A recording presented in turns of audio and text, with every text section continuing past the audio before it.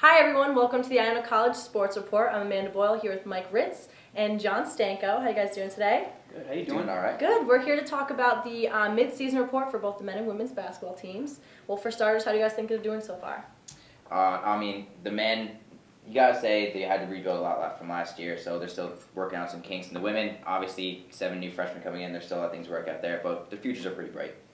Yeah, coming off of what John said, obviously starting with the men, they've lost Scott Machado, who was one of the best point guards we've had at Iona, and a very good postman in Mike Glover. It's all about rebuilding for both teams because the girls lost a lot last year. They lost one of their leading scorers last year, so it was a rebuilding theme going into the season, but by the mid-season, they're playing pretty well. Now, specifically with the men's team, and I know this has kind of been a struggle adjusting with losing point guard Scott Machado and starting center last year, Mike Glover, who actually came back to both games this year. How do you think they're adjusting, and how do you think team chemistry is going with the men's team?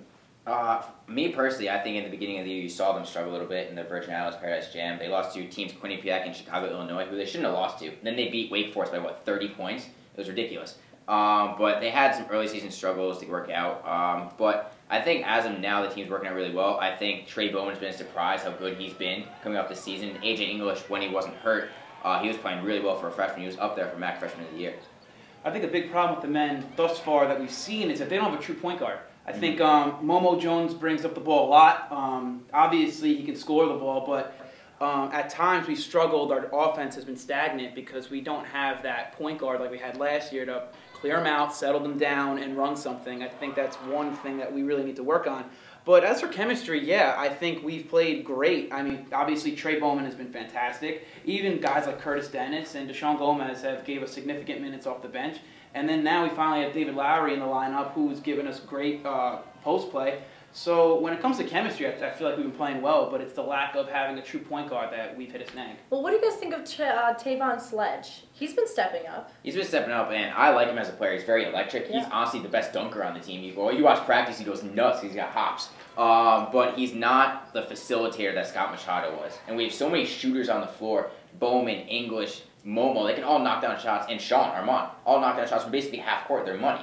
But you got to have someone who can get them the ball. Tavon's good at driving to the hoop and then finishing strong, but he's not good at distributing out. So if someone can really evolve into that role, Momo tried at the beginning of the season, it just didn't work. So they're going to need to evolve, and hopefully they do it before the MAC tournament comes around. And now what leadership role do you see Sean Armand taking in this season? Well, Sean definitely has definitely been better this season than last season, leadership-wise, even playing-wise. His game really developed from last year. He was basically only a shooter last year, but now more teams are looking at him, guarding him up front, trying to get rid of the three-point shot for him. And now he's driving to the basket, he's getting in the zone, and that's key because I feel like a lot of teams are zoning us, and guys like Sledge and Sean need to break that zone, getting in the weak spots and kicking it out to all of our shooters. I mean, Sean's averaging 18 points per game. Phenomenal. I think he's going to be MAC Comeback Player of the Year, or MAC Most Improved Player of the Year. I mean, by far, his driving capability has improved immensely. And he still knocks down above 40% from beyond the arc, so you can't really go wrong there. But going back, I think Lowry's a big key that's moving forward in this. He's averaging a double-double right now with 14 points, 10 rebounds. If he can continue that, I think it's going to be tough for other teams to defend us because, we actually have a down-low player who can dribble and actually shoot jumpers, unlike, no offense to Glover, but Glover wasn't that multifaceted last year. So that's another big thing for Tim Kluse's squad moving forward. So currently we're second in the MAC conference. How do you guys think we're going to finish up? One big worry that I have is a lot of our starting five is playing significant minutes. You just see on our last game against Niagara, you have Lowry 41 minutes, Momo 43 minutes. Obviously it's overtime, but Sean's playing 41 minutes. Even Trey's playing 35 minutes. I'm worried about our players getting burnt out, especially in the MAC tournament where you're playing game and then you play a game the next day. I feel like our guys are going to be sore, and maybe we're not going to be as much of a fast break team as we are in the regular season, and obviously that's our strong suit. So that's what worries me. But when it comes to talent, I feel like we have one of the best teams in the conference. So as long as we can have good bench production and try to lower maybe Momo's minutes or even Sean's, that'll benefit us when we go to MACs. And heading into the MAC tournament, I think David Lowry came in midway through the season. He might have the freshest legs, if you will. So I think he'll play a big part when we head up to Springfield for the MAC tournament if he can stay less tired than everyone else. And also, if AJ English comes back in time for the MAC tournament, that would be huge. Because he can come off the bench, he can knock down some threes. He'll definitely relieve Sean of his minutes because basically plays the same position as Sean.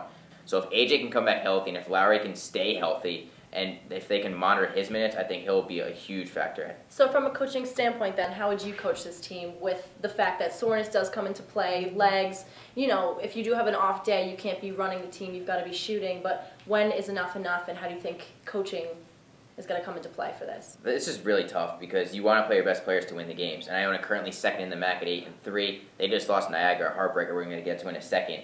So you want to win every game because seeding does matter when you head up to Springfield. Mike knows last year the heartbreak that happened when the men's team couldn't win the MAC tournament. We were all expected to. So Coach Coos is going to have to make some coaching adjustments. But for me, you just got to stick with your players, and you got to have faith in them that they'll be in shape and that they'll be able to bounce back from the fatigue because they're going to be running on adrenaline too. You got to remember that they're going to get so amped up because they're playing in the MAC tournament. So hopefully the adrenaline will definitely push them past their tiredness. Yeah, and despite them playing significant minutes, this is the minutes that they've been played all season, so obviously they're used to it, and it's not like we're playing worse than we are in the beginning of the season. We've only gotten better. Yeah. So I feel like as much as minutes might be an issue, they're going to play. When it comes to the MAC tournament, they're not going to, nothing's going to stop them from playing their best ball. So, but at a coaching standpoint, you need Sledge to be more of a facilitator. His best games, I feel like, are at home because he strives off of the crowd a lot. But we need him at Springfield because he needs to be the guy to get us some points. He's obviously one of the better rebounders on the team too because he can jump so high. So I think he's going to be a significant role when we get down to Springfield. For sure. Now, speaking about Springfield and in conference, we've had a couple of heartbreakers. You talked about Niagara. How do you see us finishing in conference? Well, just mentioning that Niagara game, it just happened yesterday. Iona had a chance to win the game up by 15 minutes with 5 minutes to go, and they blow a lead in classic Iona fashion. Everyone knows it's the Iona curse. But Sean, actually the hero of New Rochelle, really was kind of at fault. Don't want to call him out, but he missed a couple late free throws that was big, and they threw a late inbound pass that got stolen away and led to Niagara getting a chance to win the game. But they got to bounce back from that because they're still second in the MAC, and they still got a long way to go. They have a really big home game upcoming against Ryder. I think it's going to be big because they lost down at Lawrenceville. So if the Gales can beat the Bronx that game and then get back on the winning track, I think they'll be fine coming back to tournament time. Yeah, talking about the Niagara game, yeah, there were some certain points you can point to kind of take the blame for some players, but it's all about defense. I feel like we just can't get significant stops towards the end of the game. John said it, 15-point lead with 5 minutes to go, that has to be our game to win. And I feel like when we have a lead, we don't know how to play with a lead. We are always ready to go, fast break. And when they slow play down, I feel like we can't score. We have struggle scoring when we're not up tempo.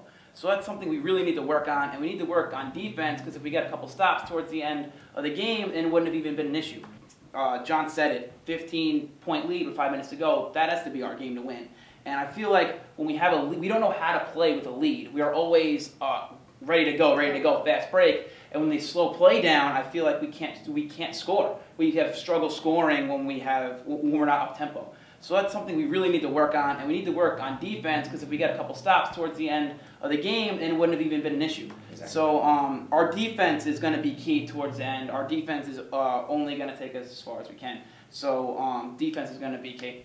Well, thank you, Mike and John. We appreciate all of your insight, and that's it for the Mid-Season Men's Basketball Report.